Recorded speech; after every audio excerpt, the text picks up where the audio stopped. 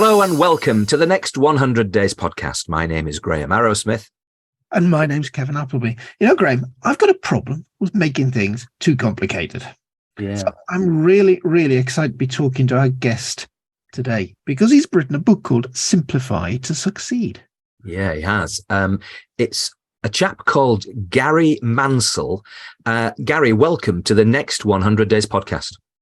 Thank you. Yeah, it's a pleasure to be here.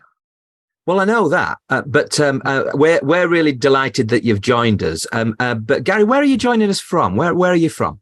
I'm up in very rural Norfolk. Originally, I was born in Wembley, northwest London, but I'm in Norfolk now. So I do apologise, by the way, if you hear UK tax dollars being spent markedly, because I'm about 2 minutes away from the runway at RAF Marham, and this morning they've decided to go for flying practice. Oh, Well, I have a similar problem, Garry, that I'm up in Northumberland and sitting right next to the second biggest army range in the country.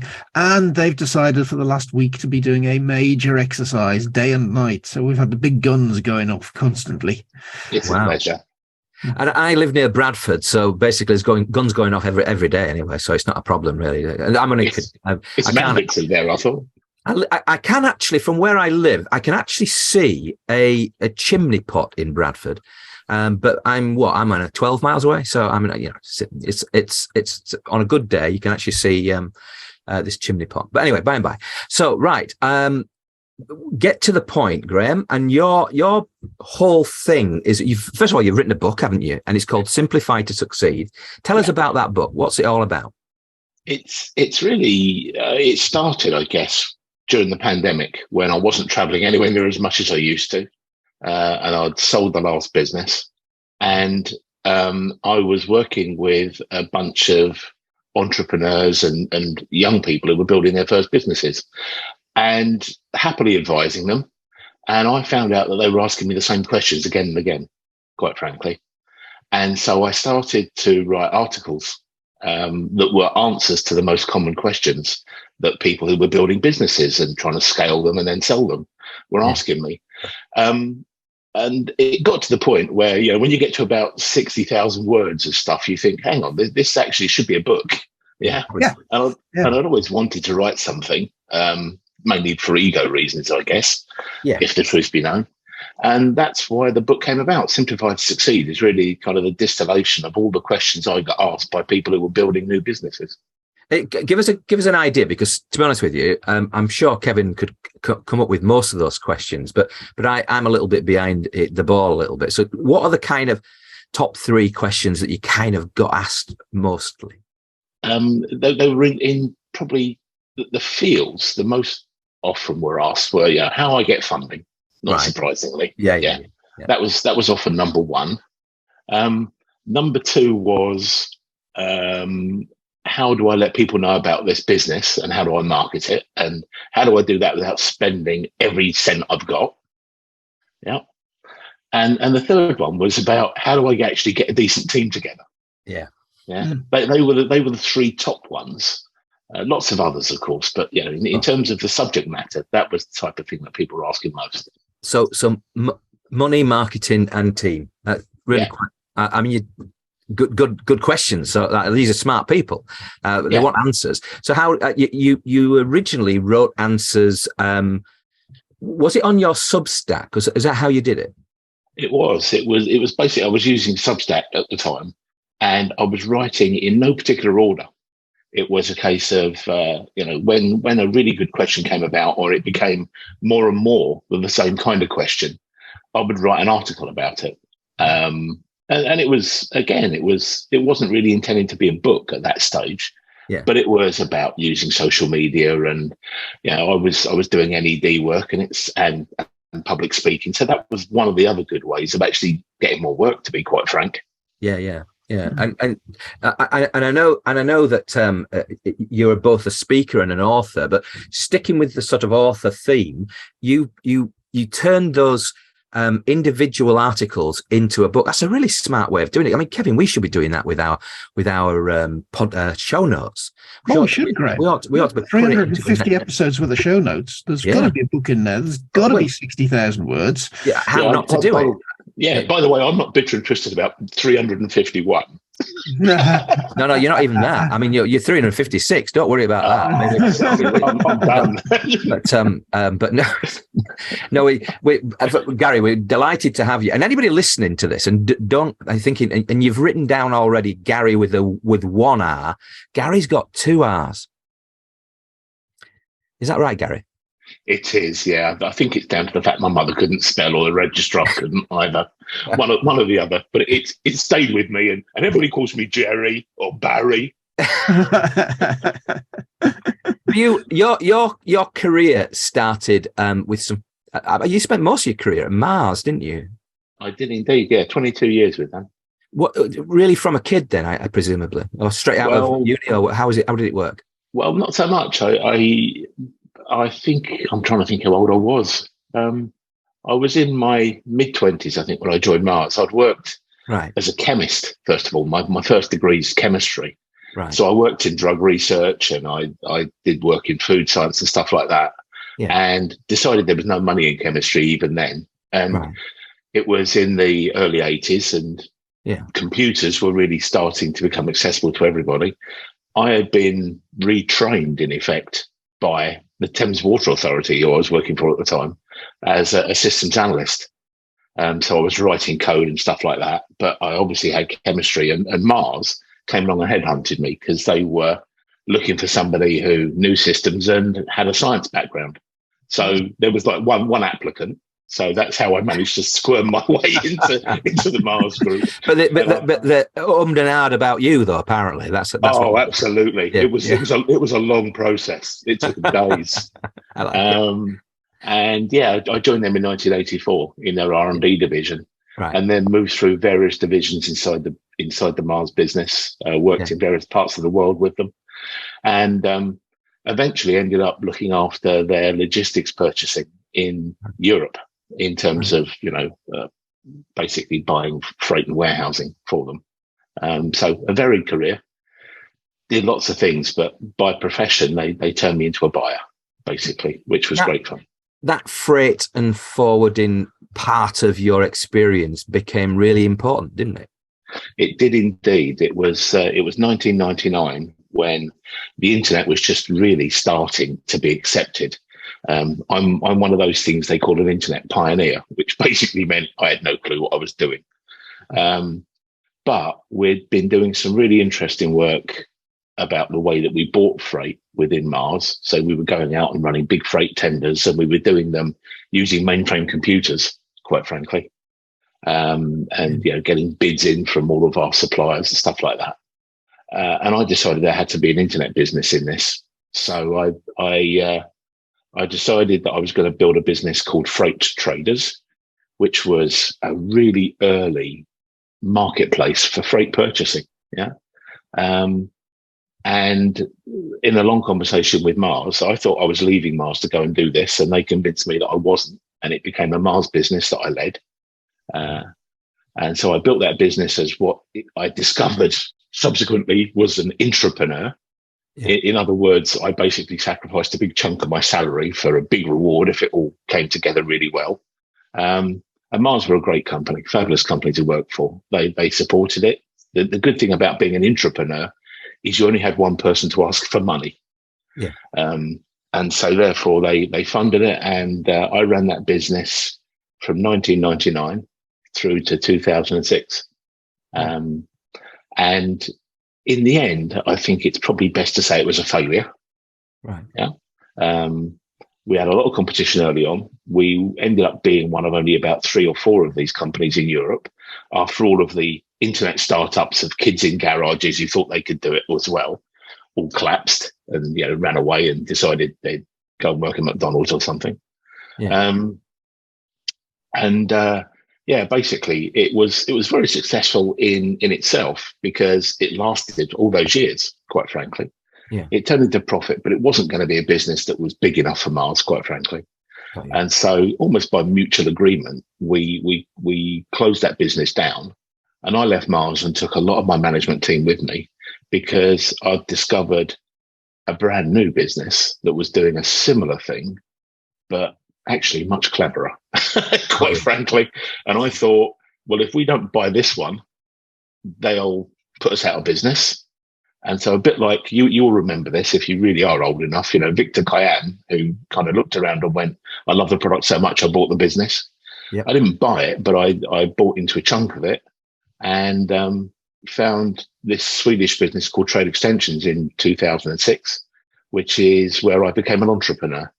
Yeah. Wow. And we took that, and that was not a freight buying business. It was a general buying business. And it had fabulous software that was really, really clever at the time. Yeah. Still is leading the world in terms of what it did. And basically commercialized that business because it came out of Uppsala University in Sweden with the guys who wrote it and started it. And we ended up in 2016, 17, selling that to one of the unicorns in the States. So the Silicon Valley business bought it from us. So you don't need to work anymore then? Truthfully, no. And my wife keeps reminding me that. And I promised her that I would retire once we'd sold the business. And that was 2017. Yeah. And I'm still not retired. That's not really going that well, is it? I remember listening to a podcast by one of our Graham and I's good mates, Russell Thackeray, where he was talking to a guy in his 90s. Yeah. And he basically made the point that people retire to die.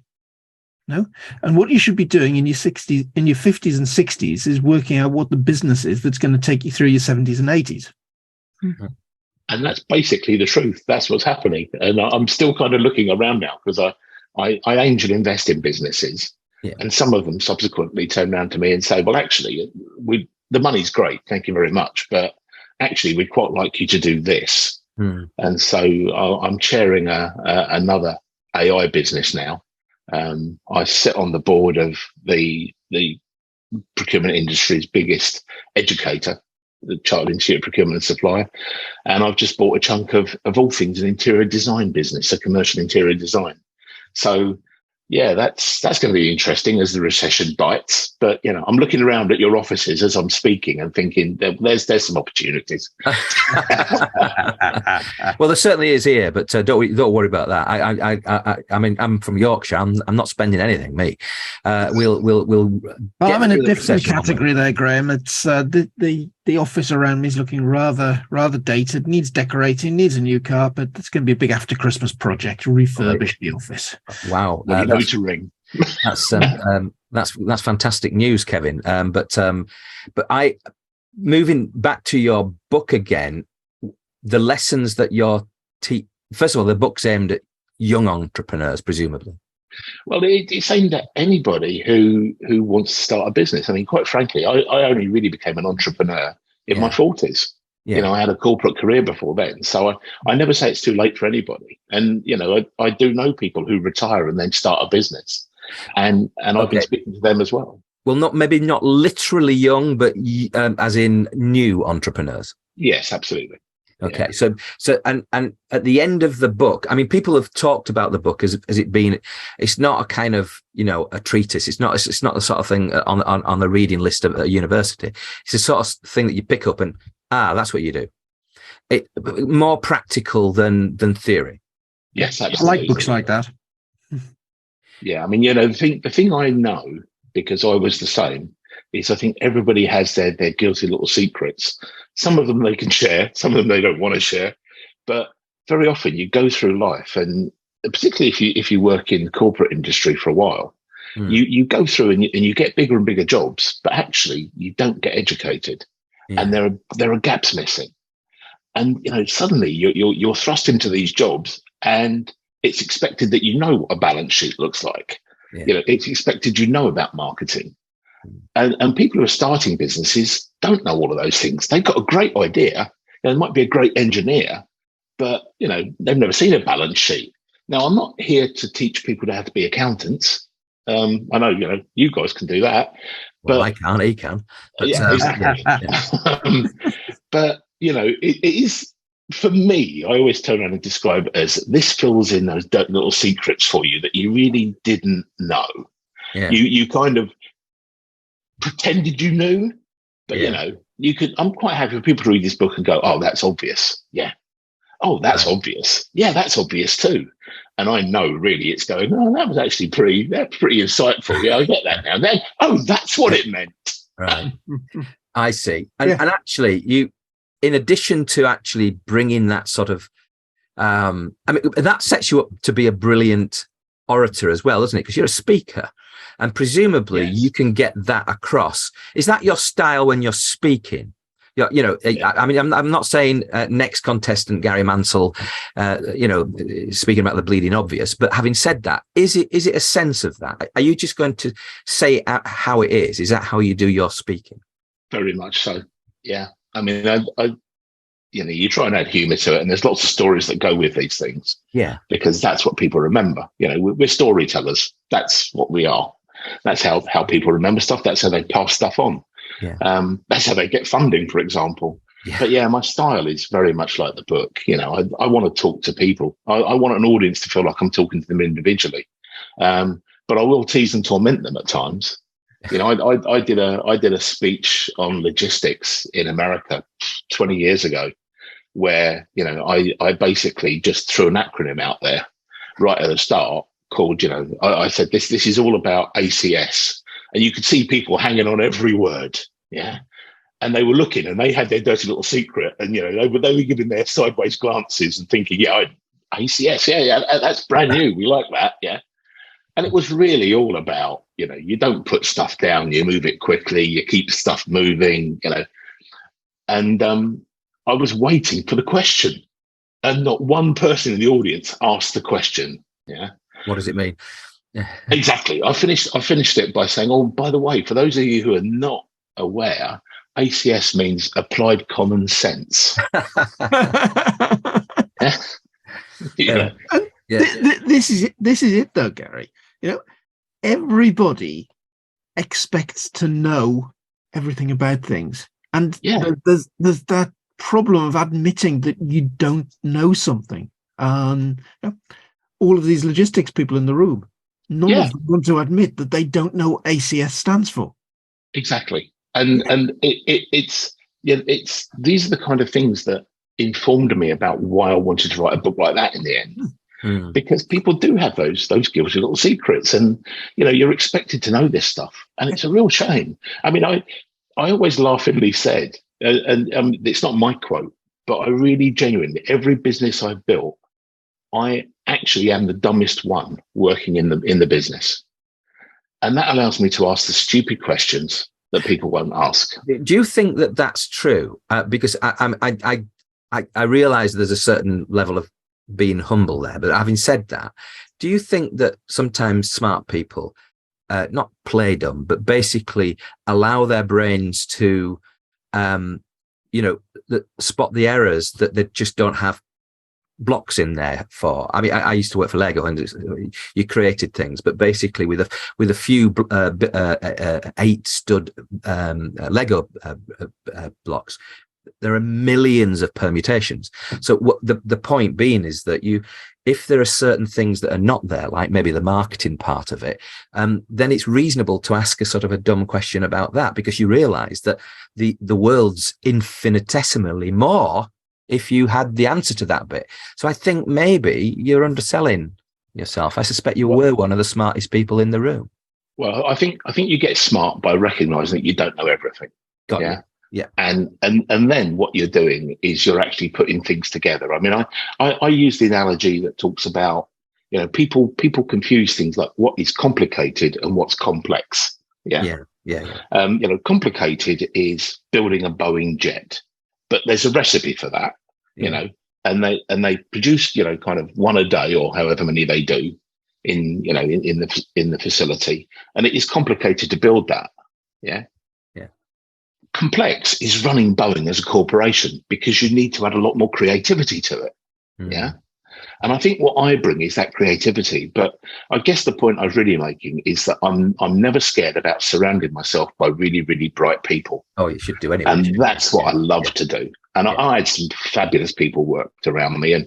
And some of the businesses that I'm invested in are businesses that those people have started themselves. On your website, it talks about you helping people with two things in particular: rapid decision making and problem solving. Talk to us about rapid decision making. I think that's something you learn from doing it again and again and again. Yeah. It comes really, if I can take it the other way around, problem solving is what starts it for me. Yeah. Because a very simple way of looking at a problem is if something was working and now it's not, or something changed. If you can actually be creative and discover what the things that have changed or potentially have changed are, if you do the work and find out what those changes were, and then use your logic to say, could that change explain this problem? That's how you solve the problem. And the more and more you do that, the quicker and quicker your decision making comes. Because if you treat decisions very often like a problem, you can actually get through to that. I mean, I'm not a big believer in the idea that, you know, you rank your options in the decision and you say, you know, this one is more than that one, or this one is a 10 and this one's a 9 and that one's an 8 and I score against this, and so the number comes out 73. Yeah. And so, you know, it's kind of, yeah, that's not the way it works, because you're going to have unconscious bias there. But isn't that how we've all worked for large companies, and one of the things that I found really difficult, like you being an entrepreneur, is that you upset the apple cart because you don't want to have the scoring scoring mechanism. You don't want that. You just want a decision, and the decision is this. In my mind, do you agree? But yeah. It must have been quite challenging for you to almost like, because that happens in corporate, doesn't it? Because you almost have to include everybody. What it does is it slows you down. Yes, it does. I mean, I use a phrase which is, if you come to a crossroads, take it. Yeah. Yeah. I mean, at least make a decision. Yeah. Yeah. And quite frankly, the more decisions you make, the older you get, the more mistakes you make, the better your decision making becomes. And people get paralyzed by not making a decision. And it's okay to make a decision that isn't right. Yeah. And that's one of the biggest barriers to get over, I think, Garry, the fear of failure. Because absolutely, I think there's something in a corporate mindset that teaches you to avoid failure. You've got to get it right. So you do all of that analysis before you make a decision. And the biggest difference for me is not making a decision is the worst thing you can do. Just make a decision. Might be right, it might be wrong. You'll learn a lot by the decision you've made. If you fail, great, try something else. And I think the best corporations in the world are the ones who actually allow failure and to some degree celebrate it. Yeah. It's the old line. Best managers turn around and say, it's okay to fail as long as you learn from it. Yeah. I mean, there's one example I write about in the book, which was it's a NASA one, when they were designing the lunar module that landed on the moon, and the manager there, very famous guy, was bringing together this what was complex, because they were making this stuff up. And let's be honest, nobody had been there before, nobody had been out there before, and at one point during some of the testing, one of the legs on the lunar module broke. And, they were against huge time pressure and huge money pressure. And a single engineer was responsible for a bad calculation that caused that leg to break. And he obviously came in straight afterwards, the day afterwards, having kind of discovered his error overnight, to his boss, the guy who was leading the project, and was expecting to get fired. Yeah. Was expecting to get really canned. And his boss said to him, look, what you did is bad. Yeah. That's a real problem for us. But you've been working all the hours that God sent us. Yeah. You're tired. You're exhausted. Just go home and take 3 or 4 days off and come back and we'll fix this. Yeah. And that's a real corporation that turns around and says, yep, I'll let you fail. Because then that sent a message to the whole of his team, 8,000 or so people, that basically said, we're doing something which is really leading edge here. We know we're going to make mistakes. Yeah. The most important thing is you tell me when you make the mistake so that we can put it right and not do it again. And we don't cover stuff up. And I mean, Mars was a great corporation like that. You know, we made mistakes, and we didn't cover them up, and we learnt from them every single time. And I see lots of corporations where that doesn't happen, because with trade extensions, we were selling our software, buying software to the biggest corporations in the world. And some of them, quite frankly, I walked into, and I was shocked, you know. And that's decision making. You know, we were selling buying software to people running big tenders, and they got paralyzed at times. And we found ourselves as consultants trying to help them make their decisions when actually they could make them. It was all there for them, really. Yeah, they almost just, I was there going, so blame me. I expect they did, but having said that, your rapidity in actually making decisions has really helped you, and probably from that moment when you're an entrepreneur, or just a bit before it, presumably, you got really good at making quick decisions. Yeah, and it is. It's about it. I think decision making is like a muscle. Yeah, the more you use it, the more you do it, the better you get at it. Quite frankly. But as long as you accept the fact that sometimes you're going to get it wrong, and you don't beat yourself up over it. Yeah, I've had sleepless nights at times over stupid things that I've done, but you just kind of go, well, okay, I'm still alive, I'm still breathing. You know, the famous phrase that a Yorkshireman who worked for me says, if it doesn't kill me, it helps me. Well, and you bolted from North London to hide somewhere in Norfolk, so you're doing a good job of it. I mean, but we just don't know where in Norfolk. So you could be anywhere. It's a big place. Yeah, it's about 4 miles from down the market, if you know Norfolk. Yeah, all right. No, I honestly, seriously though, you clearly have a lot of experience. Those speaking gigs, have you actually been a TED talker yet, or is it something that you want to do? I'd quite like to do a TED talk. It's about finding the right subject, I think, and doing it in a concise enough way. Yeah. That would be a great gig to do. Quite frankly, that'd be a lot of fun, I think. But at the moment, the speaking engagements you get, presumably your universities lap you up. Universities are good fun. Yeah, I mean, I'm not far from Norwich, and UEA is there, and I speak on their business management courses, on their entrepreneur courses. Okay.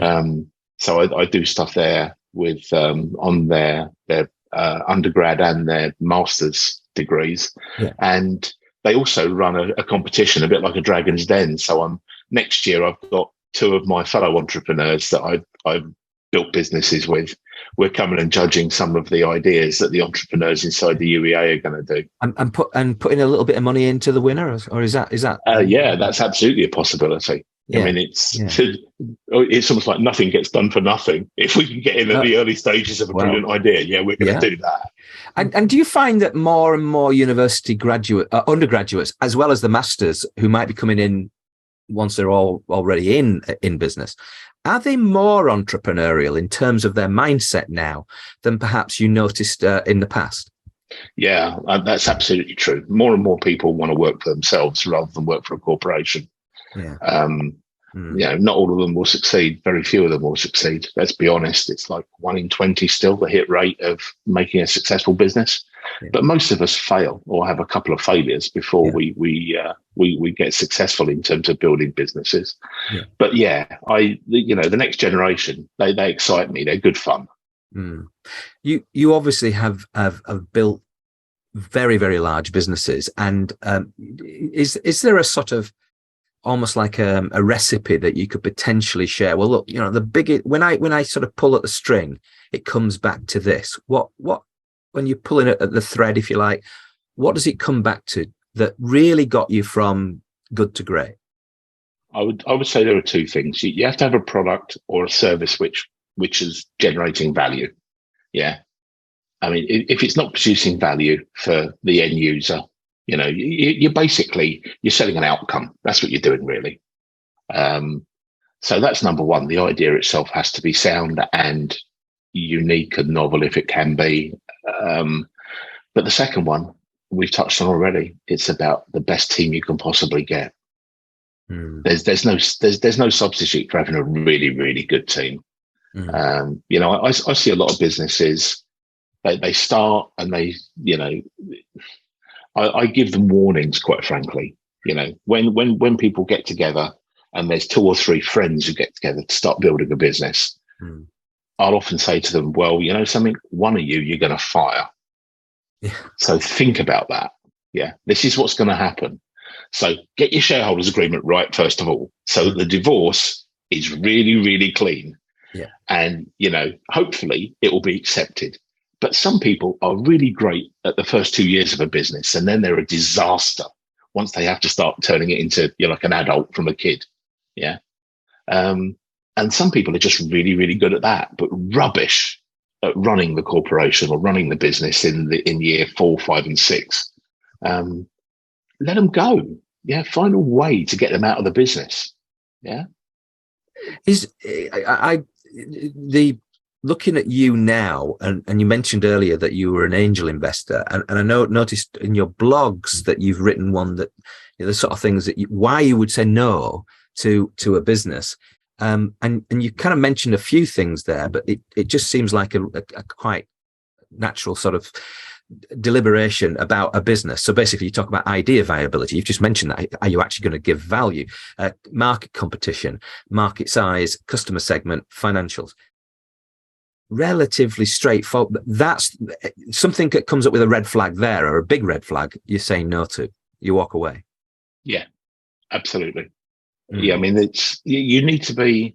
I think you need to be 100% certain, because the way I invest is I like to invest what I call smart money. Yeah. Yeah. I mean, good angel investors add something else to the business apart from their money. Now, there are plenty of angel investors who really just want to say, I think it's a good idea. I don't have the time to do anything. Here's 50 grand.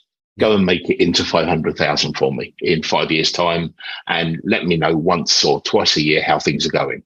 Yeah. I'm not like that. And I always tell people that, angel investors typically come in 2 types. There's that type, and there's the type that really do add some more value. Yeah. And you know something? Because they put money into your business, they give you that advice and that value for free, because they want their business and their money to grow. They don't do it. I mean, some do it for fun, but most of the guys I know that I work with do it because they want an outcome from it. Yeah. Yeah. They may not need the money, but they want to be able to, sometimes they just want bragging rights to be able to turn around genuinely and say, I saw this early and it turned into this, and I did this for them. So I tell founders, look for angels that don't just bring money, but bring you something else as well. Yeah. But be very cautious about what they say, and test the angel as well, because there are plenty of people who say, oh yeah, I've got contacts in the whole of this industry. I could get you 50, I could be your best salesman ever. And you look at it and you go, yeah, right. That's not going to happen. No. Yeah. So you find yourself saying no more often, or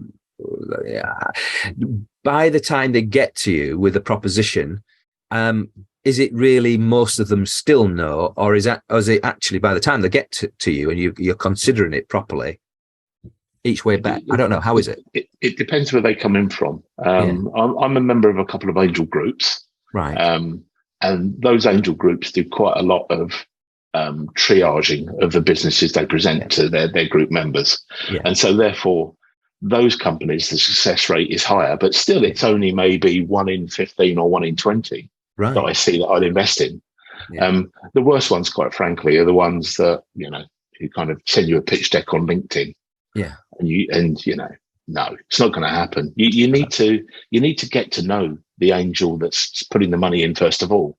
I mean, I listen to people who know what I invest in. I mean, I even wrote a blog and said, these are the areas I look at. This is the clue. Yeah. If you haven't read this, then you're probably not going to get my money. Yeah. No, that makes sense. And actually, those people who surprise you and who have read your blog, you're going to be far more willing to at least engage in a sensible conversation where you're going to, they've got a much better chance of securing investment from you. Yeah, absolutely. Because, they'll know the kind of businesses that I invest in. They'll know the kind of strengths that I have and the sectors I come from. Yeah. And they'll be turning around to me generally and saying, well, not only do I want you to invest, but, I'd actually like your help in this area, or in that area, and things of that nature. Is that what you get most enjoyment from now, angel investing? I think it's pretty even, really. I mean, I enjoy doing stuff like this. I enjoy speaking. I like speaking at universities, as you probably gathered. Yeah. I like being part of companies in terms of the NED work, so the non-exec or the chairman, where you're actually guiding the company and you're a bit more involved.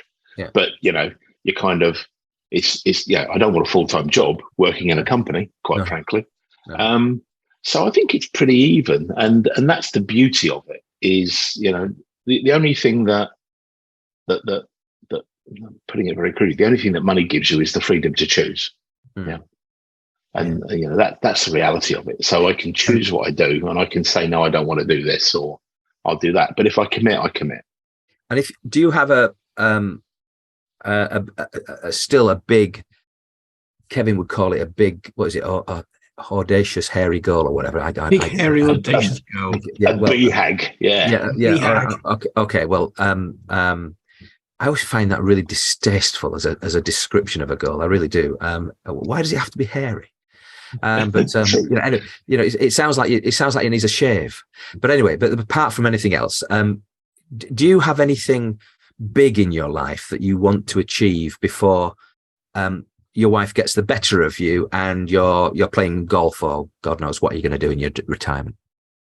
Truthfully, no, I haven't even thought of that. It's good job we didn't plan this podcast then, isn't it, really? Because I mean, you're going to give a rubbish answer, aren't you? Yeah, I haven't got one. I'm not sitting there and going, this is, I want to win a Nobel Prize or something like that. I don't have those kind of things. I just want to have fun. I mean, if anything, a goal for me is about really enjoying what I do and having fun doing it. Yeah. That comes across, actually. That does come across. It really does come across, Gary. Yeah. And you are an entrepreneur. You're an author, an investor, a mentor to business startups. Is there no end to your talent? I'm pretty crap at ballroom dancing. Your wife told me next year's joke candidate on Strictly. I could be the winner, couldn't I? I'm definitely about the right height and right size. and has football ever entered your purview? Is it something that you follow, or is it rugby? Oh yes, I'm a big football fan, and that goes back a really long way. Yeah, I'm actually, and not many people really know this. I'm actually a Queen's Park Rangers fan, a QPR fan. Okay, because I was born in West London. Yeah. And my wife, who was born in Northwest London as well, is a massive Arsenal fan. Oh my! She's also Welsh, so it's been quite entertaining over the last week. Yeah, you would have done. I basically watched it in a separate room and then went out. But actually, football played a big role in building the first company, because we actually sponsored the academy at Norwich City, because that's the nearest big club to us. Yeah. And I made a lifelong friend there as well at the time, who then I ended up helping to negotiate his contract when he became manager at Norwich, which was really quite good fun as well. And negotiated his move when, like all good Premier League managers, they decided they really didn't want each other. But yeah, I mean, that was a classic example of some marketing. And I put a little bit about it in the book, where we were a small company, but we wanted to make ourselves look bigger for not too much money. Yeah. So you do a good deal and negotiate a deal with something which fits and ticks all the boxes. We were working in freight, as you gathered, with a company called Freight Traders, which at the time was a very, very male-dominated industry, quite frankly. It's improved a lot now, but it was just full of blokes, quite frankly. And a lot of blokes like football. So we sponsored the academy at Norwich, and we had a box at Norwich. and we used to bring clients along. But we always made sure that the invitation was clients and their partners. Yeah. And of course, Norwich ticked some boxes for a lot of the partners who were female, because you got all these guys, basically. Because, of course, it was owned by Delia Smith. Yes. So the restaurant was nice, and we'd take them to Delia's restaurant, and Delia was great. She'd come along and, she'd sign books for people and do stuff like that. Yeah. And we made a weekend of it. And the deal was we don't talk about work at all. It was all about football and just people together and having fun. Yeah. And and that was 2001, so 20 years ago. And I still have friends from those times. And I still had people who worked with freight traders and then came to work with trade extensions. And my sales guys were saying, oh, I met so-and-so from, Unilever or from Procter & Gamble or so-and-so. And they said, oh, yeah, 15 years ago, they remember being at Norwich to watch Norwich play Burnley or something. Yeah. And it is, this is the classic example. If you do your homework and you think to yourself, let me actually put something together which ticks all my boxes in marketing. Yeah. And it wasn't bribery. It really wasn't. But it was get to know me better, because people do business with people they like. And so I'd have some of my team there and their wives and, and their husbands. And so we got to know each other. And so therefore it was much easier to start doing business together, because we were offering a good service. It was good value as well. But those things stayed. And so when people talk to me and say, is sports sponsorship worthwhile? The answer is, well, it depends. It depends what you're trying to achieve in your business, and get it right and tick the boxes. And it was things like Norwich were a classic championship side at the time, one below the Premier League.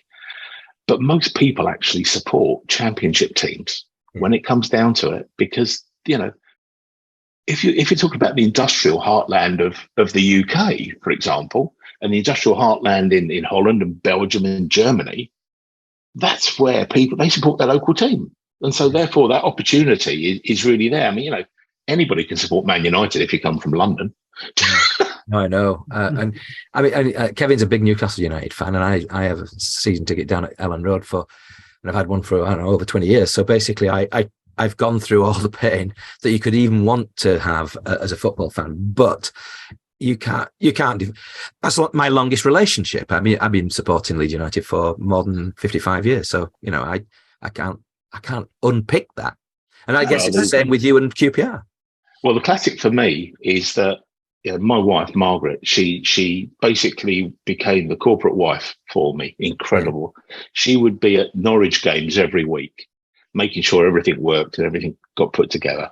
Yeah. And then eventually, after I finished a relationship with Norwich, I turned around to her and said, well, your choice now. What would you like to do? I mean, she loves football as well.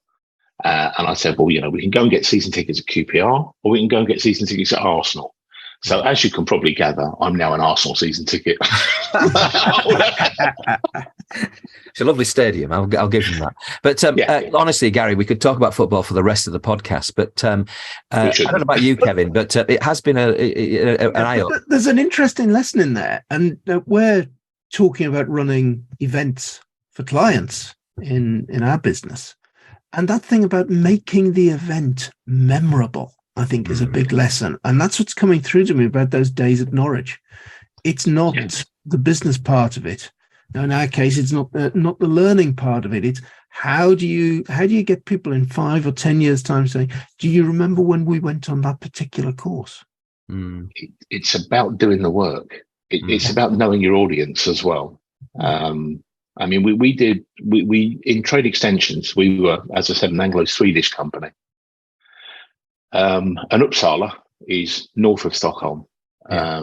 But we used to run annual conferences, and our annual conferences, we didn't talk about our business at all. We talked about our industry. So we had the best speakers coming along to talk about procurement, the best speakers coming along to talk about all of the things that were related to it. But we never said, and this is what we do, and this is how clever we are, and all those kind of things. People can work that out. They can do that themselves. Yeah. But we made the events memorable by putting stuff around it. Yeah.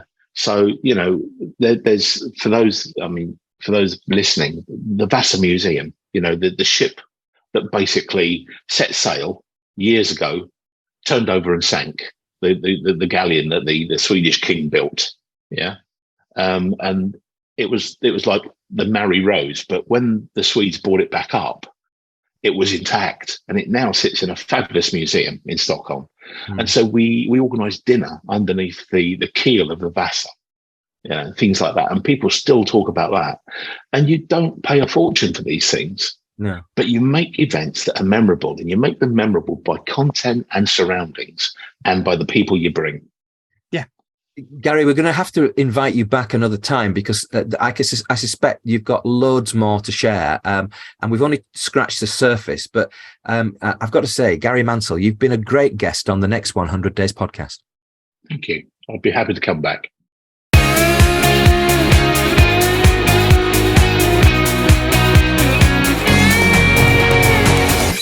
So, simplify to succeed, Graham. Yeah. I know I make things too complicated. What about you? Oh, I think I do sometimes, but I have noticed. Somebody used to joke. One of my colleagues at one of the big corporates that I worked at said my indecision's final, and it's you do prevaricate sometimes because you don't want to make that mistake decision in a big corporate because it does it comes back on you, and that you're the place that it'll come back to you on. But I got to a point, and this is when I was becoming an intrapreneur, where I couldn't give a monkeys about that because I knew that I was always going to work somewhere. And somehow all that past prevarication stopped and I made decisions a lot quicker. And I think, from my point of view right now in my own business, I don't often prevaricate now. I probably make wrong decisions, but I don't prevaricate. Mm. And I think it's very true that making a decision is better than no decision at all. Yeah. I had a long conversation with somebody in the fintech sector yesterday, and we were talking about that if you don't move forward, you're actually moving backwards. That's right. And there's no such thing as standing still. Yeah. A big lesson, I think, from Garry this morning is learn how to make decisions. Don't be worried if it's the wrong decision, because you will learn from that decision. And you never know. Wrong decisions occasionally open up huge opportunities you'd never even thought about. Yeah, and he's done very well in his career. He's worked for great companies, and Mars are a fantastic company. And basically, he, I think he's just capable of bringing an awful lot of value. And at some point in the future, we'll have him back as a returning guest. So, but we could talk an entire podcast about those 3 questions in his book. Oh, we could. Oh, Where yeah, absolutely. From? How do you get your head around marketing without spending a fortune? How do you recruit a good team? There's a podcast in each of those, Graham. Oh, easily. But it's the simplified view of that issue, and the kind of the angst that people have got that can potentially give the kind of value that people are looking for from this podcast and from Garry. So today it's been a pretty good start with Garry Mansell. He's a speaker, he's an author, and you can find out more about him by his name, GarryMansell.com. Garry with 2 R's, and Mansell spelt Mansell. So, on that note, today I've been Graham Arrowsmith. I've been Kevin Appleby. Goodbye. Goodbye.